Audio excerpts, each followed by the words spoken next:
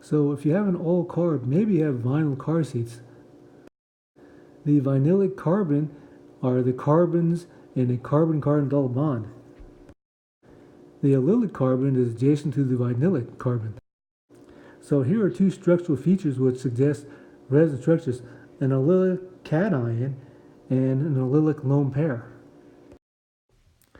This structure is a allylic carbocation, so stop the video and use curved arrows to transform this resonance structure into another resonance structure. So here is the answer.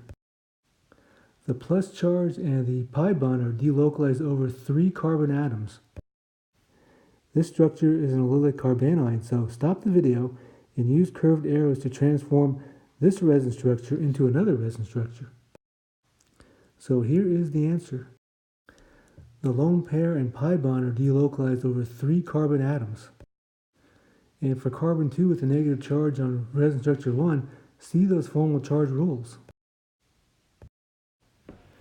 Another structural feature that suggests resonance is a pi bond between 2 different atoms. So stop the video and use curved arrows to transform this resonance structure into another resonance structure. So here is the answer.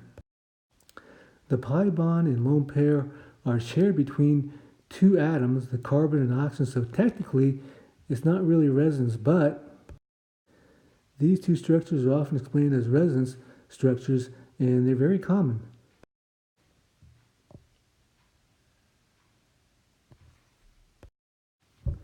Another structural feature that suggests resonance is conjugated pi bonds and rings. So conjugate means alternating carbon-carbon single bonds and carbon-carbon double bonds.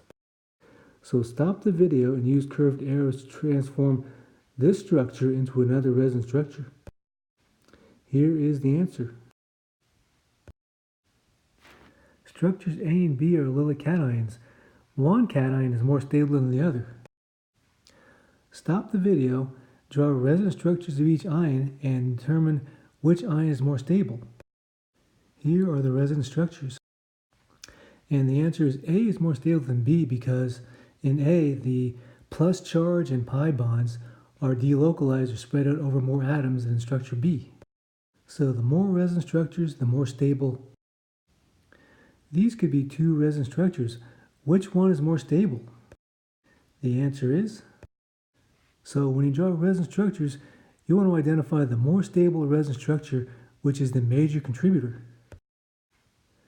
We can use formal charts to predict the resonance structure, which is the major contributor.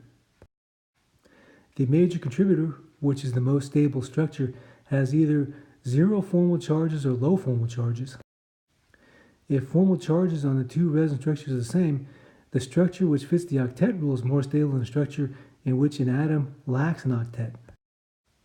And if both resonance structures fit the octet rule, the structure which has a negative formal charge and the more electronegative atom is preferred. So let's practice. Use curved arrows to transform resonance structure A to resonance structure B. Here are the curved arrows, and resonance structure B looks like. So stop the video and answer these 2 questions. Structure A is the major contributor because, and structure B is the minor contributor because. And the answers are more practice. So stop the video and for each compound draw resonance structures and then determine whether the resonance structures are equivalent, or if not, which one is the major contributor, which one is the minor contributor.